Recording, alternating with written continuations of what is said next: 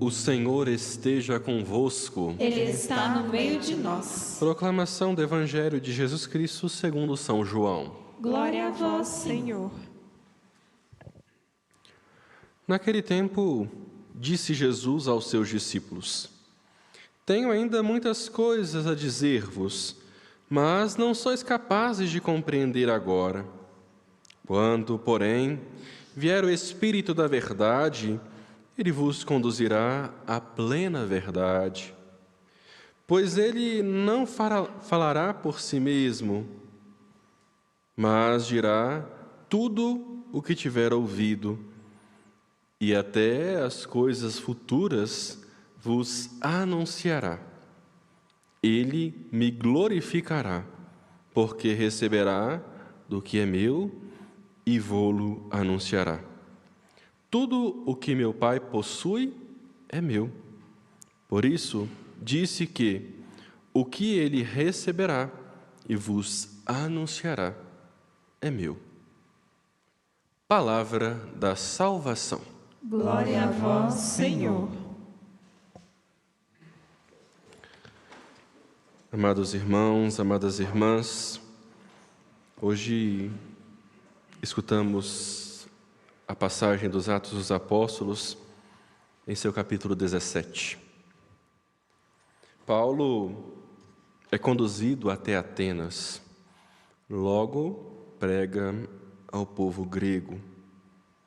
E assim começa a apresentar para eles quem era aquele Deus daquele altar desconhecido. Por quê? Porque nós sabemos muito bem, pelos filmes, desenhos animados, ou até porque alguns foram lá, os templos na Grécia. Nós temos uma cultura grega que era politeísta, vários deuses, que assim vocês conhecem, tinha Deus para tudo.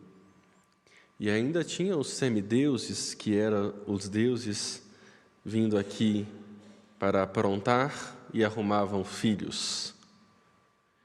Cada deus tinha um templo e um altar dedicado a ele. E lá na Grécia, em Atenas, tinha um altar a um deus desconhecido. Paulo, então, como um grande catequista, ensina para aquele povo quem era este Deus desconhecido, o Deus que ele e que Silas e Timóteo estavam pregando, o Deus de Israel. Assim mostra para eles quem era Jesus Cristo, quem era o Deus Pai, que criou tudo e que enviou seu Filho e aquilo que o Filho fez. Aqui, no meio desta leitura, quando Paulo começa a apresentar àquele povo quem era Deus, nós percebemos que Paulo pregava de uma forma diferente. Apresentava para aquele povo de Atenas, o povo no Areópago, quem era Deus, mas numa linguagem que eles entendessem. E eu acho que este é o desafio da igreja hoje. O desafio da igreja é pregar o Cristo, pregar a palavra dele de uma forma que as pessoas entendam. O padre pode saber falar trocentas línguas. Outro padre, porque o padre Diego fala só português. Podemos falar bonito, podemos saber ler, escrever bem, podemos ter mestrado, doutorado, pós-doc. Mas de que adianta o conhecimento se ele não sabe ser transmitido? É igual alguns professores. Na faculdade, e às vezes nós encontramos com alguns professores que sentam em sua cadeira e leem aquilo que está preparado para a aula. Obviamente, isto é uma cultura europeia, mas alguns professores têm aquilo que nós chamamos de didática. E nós devemos também ter didática dentro da igreja. Temos que saber aquilo que falamos, quem está ao nosso redor, para quem pregamos. Porque não adianta falar bonito. Podemos falar até grego aqui. Estudamos para isso. Mas o que a palavra que eu medito aqui chega no meu coração como um caminho de encontro pessoal com Deus? Chega como um caminho de experiência nele. Porque você pode saber ler a Bíblia em inglês, latim, espanhol, francês, mas de que adianta lê-la como você pega um livro de culinária e prepara uma receita? A palavra de Deus, ela deve ser compreendida. E é graças à igreja que nós compreendemos a Santa Palavra de Deus. Ela que interpretou as Sagradas Escrituras. É pela igreja que nós temos a Sagrada Escritura traduzida. Quem nasceu antes de 1965 sabia que tudo era latim. E o latim era a língua que os padres rezavam, cantavam, e até hoje é a língua dos documentos da igreja. Mas quem nós comunicamos? A minha pregação chega ao coração das pessoas e as pessoas compreendem a palavra de Deus? Não estou falando para falar igual criança. O padre não está aqui para ficar falando gugu dadá. Não. A palavra tem que ser explicada, deve ser compreendida e deve ser vivida. E é isso que Paulo utilizou com o povo grego, explicando a eles quem era aquele Deus desconhecido, o Deus de Israel, o Deus de nosso Senhor Jesus Cristo, que se encarnou no meio de nós, deu a vida por nós e prometeu que um dia irá vir para julgar os vivos e os mortos, como nós rezamos no creio, e prometeu que ele, ao morrer, iria ressuscitar. E também que um dia, aqueles que o buscassem, também seriam ressuscitados. Pronto. A confusão estava pronta. Aquele povo começou a ignorar Paulo. Volta depois. Liga depois. É igual quando o povo de umas operadoras de telefone liga para a gente, se você tiver com chips, você amassa os chips, né? Oi, eu não estou te ouvindo. Pera, fala mais alto. O povo fez isso com Paulo, para perceber que as posturas perversas do ser humano permanecem. Porque isso é ironia. E ironia não é de Deus, é do capeta. Ironia não é de Deus. É igual inveja, não existe inveja boa. É inveja. Não existe ironia boa. Paulo experimentou na pele o que é ir para anunciar a Cristo e receber ironia e deboche. E isto é péssimo. Se nós somos pessoas irônicas, sarcásticas, debochadas, está na hora de mudar. Precisa um caminho de conversão, porque se você escolheu ser cristão, a ironia não deve permanecer no seu coração, porque a ironia não vem de Deus, o deboche não vem de Deus, vem do inimigo.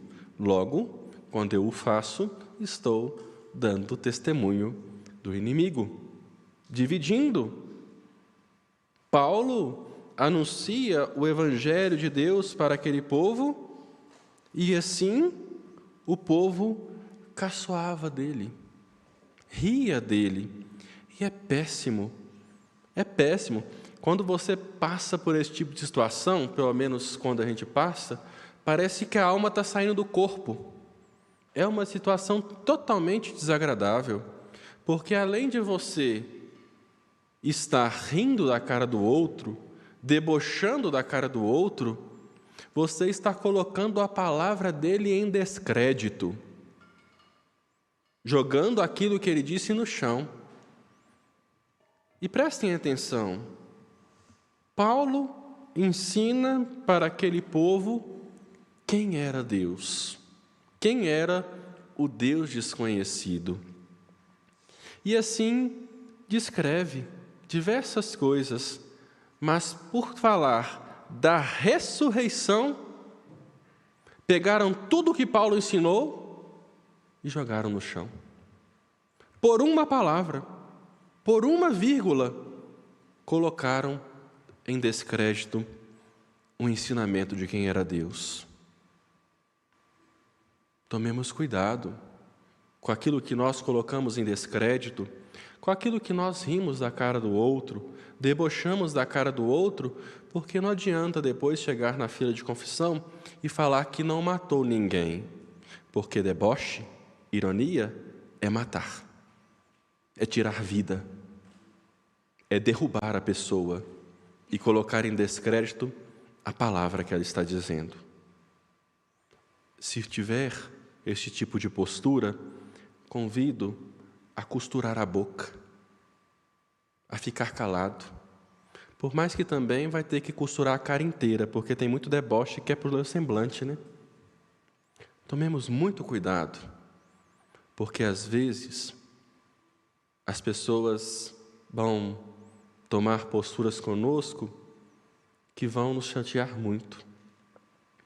Não sejamos assim, porque se hoje você faz isso com alguém, amanhã alguém pode fazer isso com você. Assim cito um filósofo que não era católico, Levinas. E ele disse uma vez que o rosto do outro é uma epifania de Deus. Assim, que as pessoas olhem para o nosso rosto, olhem para o nosso semblante e reconheçam este Deus que para o povo de Atenas era desconhecido. Porque muitos podem fazer a experiência da palavra de Deus, podem conhecer ela de cor e salteado, mas de que adianta conhecer a palavra de Deus e continuar com as mesmas posturas hipócritas de sempre? É tempo de mudar, é tempo de conhecer aquele que é o nosso Deus. Assim, o Evangelho traz no seu primeiro versículo, Jesus dizendo algo para os discípulos: olha, eu tenho muitas coisas para lhes dizer, mas vocês ainda não têm capacidade de compreender. Para dizer para cada um de nós que as incompreensões, que as ironias e que o sarcasmo que algumas pessoas têm para conosco, a gente pode ficar bem revoltado mesmo. Mas passa. Tudo passa. A incompreensão passa, a maldade do coração do ser humano passa. Sabe o que não passa? Deus. Por isso que o Salmo hoje diz: da vossa glória estão cheios o céu e a terra. Porque nós, que somos chamados de cristão, ou seja, somos chamados a sermos outro Cristo, devemos apresentar o Cristo às outras pessoas. E se as pessoas fazem como fizeram com Paulo, Silas e Timóteo, ironizando, depois eu te escuto, volta mais tarde, conversa com a minha secretária, ou melhor, conversa com a minha mãozinha. Se as pessoas fizerem isso conosco, seja diferente, porque se você tratá-la igual, literalmente, você vai ser igual ou pior do que ela.